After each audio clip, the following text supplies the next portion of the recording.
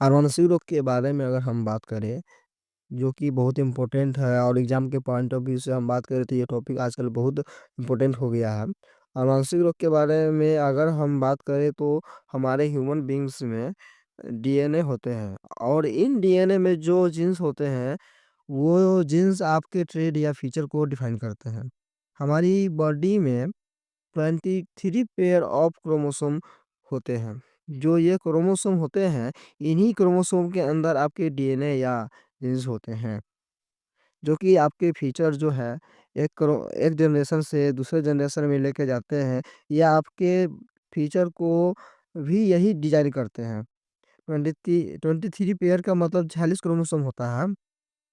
46 chromosome जो एक normal person को होता है, इन 46 क्रोमोसोम को अगर मैं बात करूँ तो 44 प्लस 2 जो 2 क्रोमोसोम होते हैं वो आपके सेक्स क्रोमोसोम होते हैं, जो कि डिफाइन करता है कि आप मेल रहेंगे या फीमेल।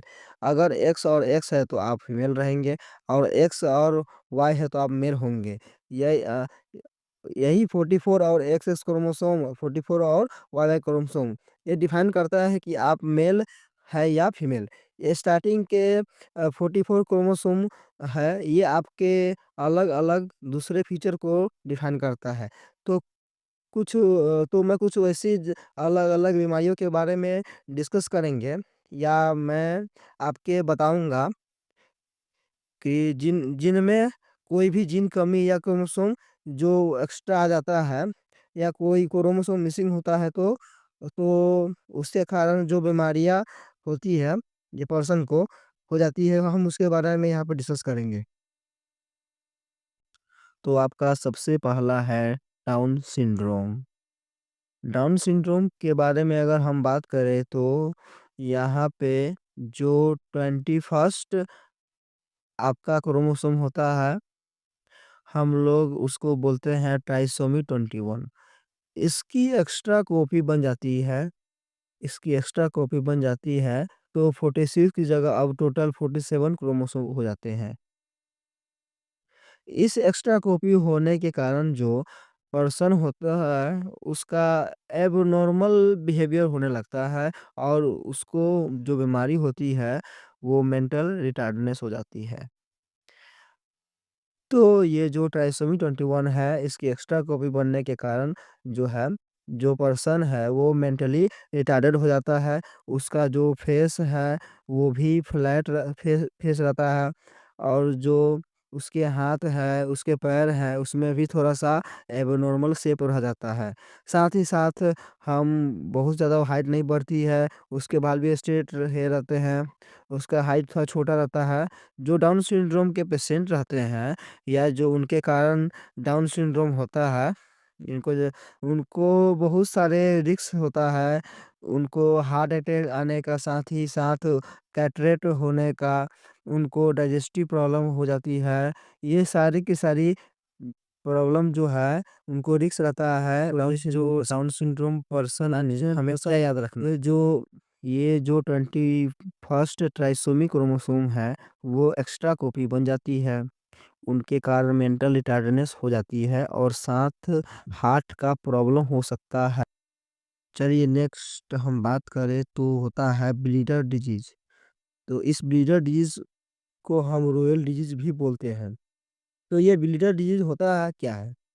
तो ब्लीडर डिजीज़ के बारे में अगर हम बात करें तो ये ब्लीडर डिजीज़ है, ये आपकी बॉडी में जैसे चोट लग जाती है। तो तो आपके बॉडी में जो क्लॉटिंग जो है, ब्लड क्लॉटिंग जो है, वो क्लॉटिंग रुकता नहीं है। तो खून बहना रुकता नहीं है, रेगुलर खून जो है बहता रहता है और इसके कारण आदमी में खून की कमी हो जाती है और ये जनरली पुरुष लोगों में सबसे ज़्यादा पाई जाती है, जो ब्लीडर डिज़ीज़ है। और जो ब्लीडर डिज़ीज़ होता है, इसको रॉयल डिज़ीज़ क्यों कहा जाता है? क्योंकि रानी विक्टोरिया है और उसके खानदान या उसके परिवार में सबसे ज़्यादा ये बीमारी पाई गई है। तो इसीलिए इसका नाम रॉयल डिज़ीज़, इवन इसको क्रिसमस रोग के नाम भी दिया गया है। तो लेकिन आप सिर्फ़ रॉयल डिज़ीज़ और ब्लीडर डिज़ीज़ याद रख सकते हैं। नेक्स्ट है आपका एडवर्ड सिंड्रोम। एडवर्ड सिंड्रोम की अगर हम बात करें तो ये आपका होता है ट्राइसोमी 18 वाला जो क्रोमोसोम होता है, ये उसके कारण होता है। इसकी एक्स्ट्रा कॉपी बन जाती है और अगेन यहाँ पे 47 टोटल क्रोमोसोम बन जाते हैं। इसमें भी जो पर्सन है उसको मेंटल इशू होते हैं और उसको फिजिकल प्रॉब्लम भी होते हैं। और उसका जो खोपड़ी है, स्कल है, जो फेस है, उसमें भी एब्नॉर्मेलिटी आ जाती है। मतलब जो बेबी मतलब जो बॉडी है उसका शेप है उसमें कुछ भी प्रॉब्लम हो सकती है। जनरली अगर हम बात करें तो इनका सर्वाइवल जो है वो अगेन इनका भी बहुत ज़्यादा रिस्क होता है लाइफ का, क्योंकि ये एक्स्ट्रा कॉपी होने के कारण बॉडी में बहुत सारे प्रॉब्लम हो आ जाती है। नेक्स्ट हम बात करेंगे पटाउ सिंड्रोम। पटाउ जो ये जो पटाउ सिंड्रोम है ये आपका ट्राइसोमी 13 क्रोमोसोम के कारण होता है और इसमें जो आपका अगेन मेंटल और फिजिकल रिटार्डनेस होता है, इसमें भी स्कल और फेशियल एबनॉर्मेलिटी हो जाती है। और जनरली जो इसमें आपने देखा होगा लोगों के होंठ और नाक वगैरह का जो शेप है, ये जो होंठ रहता है वो नाक से जुड़ा रहता है, कट जाता है। इस तरीके से ट्रायंगुलर शेप के नोज हो जाते हैं। ये पटाउ सिंड्रोम में जो लिप्स होते हैं वो भी बीच से कटे हो रहते हैं। बहुत ज़्यादा डेवलप कंप्लीटली डेवलप नहीं रहते। ये प्रॉब्लम जनरली पटाउ सिंड्रोम में होता है। हाँ, नेक्स्ट हम बात करेंगे सेक्स क्रोमोसोम जो होते हैं उनमें एबनॉर्मलिटी जब आ जाती है तो क्या बीमारियां होती है। तो सबसे पहला है आपका टर्नर सिंड्रोम। टर्नर सिंड्रोम के बारे में अगर हम बात करें तो जैसे कि मैंने आपको बताया था कि 44 प्लस एक्स और एक्स जो है आपका नॉर्मल फीमेल होती है और जो 44 प्लस एक्स वाई जो होता है वो आपका नॉर्मल मेल होता है। बट अगर मान लीजिए 44 प्लस एक्स और यहाँ पे जो आपका 46वां क्रोमोसोम था वो अगर गायब है तो ये कहलाता है आपका टर्नर सिंड्रोम। मतलब यहाँ पे आपकी जो फीमेल होगी वो अधूरी फीमेल होगी।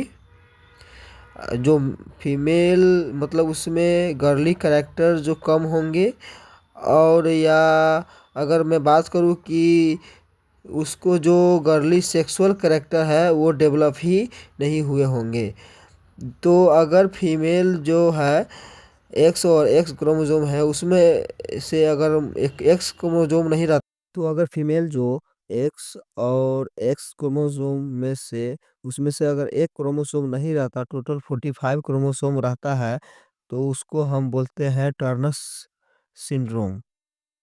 नेक्स्ट मैं बात करता हूँ, नेक्स्ट है आपका क्लिनीफेल्टर सिंड्रोम।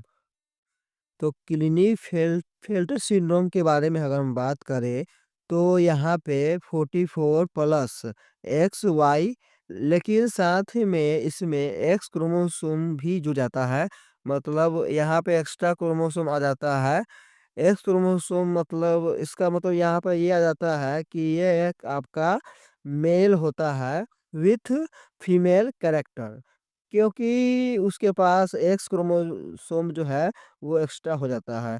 तो ये जो क्लिनीफेल्टर सिंड्रोम है, ये जो जनरली अगर मैं बात करूँ तो 1000 पुरुष में से किसी एक पर्सन को होता है, जिसमें कि मेल पर्सन के साथ साथ कुछ फीमेल कैरेक्टर आ जाते हैं। ज़रूरी नहीं है कि बहुत ज़्यादा फीमेल कैरेक्टर हो, थोड़े बहुत भी हो सकते हैं या थोड़े ज़्यादा भी फीमेल कैरेक्टर्स हो सकते हैं। नेक्स्ट है आपका जैकब सिंड्रोम। जैकब सिंड्रोम के बारे में हम अगर बात करें तो यहाँ पे 44 प्लस एक्स वाई और वाई, मतलब ये मेल पर्सन था, लेकिन यहाँ पे क्या हो गया, mail with extra male character, कि मेल तो है लेकिन उसके पास और भी एक्स्ट्रा कैरेक्टर है, कि जो मेल होगा उसकी हाइट बहुत ज़्यादा होगी, मतलब ये सुपरमैन होगा और इसका जो बोलने का तरीका होगा थोड़ा-सा डिफरेंट होता है। और अगर मैं बात करूँ, ज़रूरी नहीं है कि सारे जिनको जैकब सिंड्रोम है वो बहुत ज़्यादा हाइटेड या बहुत ज़्यादा उनको कुछ ऐसी चीज़ें जो उसको डिफ़र करे। लेकिन जनरली अगर हम बात करता हूँ कि 96% जो पर्सन होता है, उनको ज जैकब सिंड्रोम होता है, वो नॉर्मल ही रहते हैं। उनमें से कुछ ही ऐसे पर्सन होते हैं जो एबनॉर्मल दिखते हैं। व वहीं अगर 44 प्लस XX ये फीमेल है। अ, अगर एक और एक्स आ जाए तो यहाँ पे क्या हो जाएगा? Female with extra female character. मतलब फीमेल तो थी, लेकिन साथ ही साथ और एक फीमेल कैरेक्टर जो है एक्स्ट्रा उसमें आ गई। ऐसी जो फीमेल होगी, वो होगी सुपर फीमेल। बहुत ज़्यादा हाइटेड, बहुत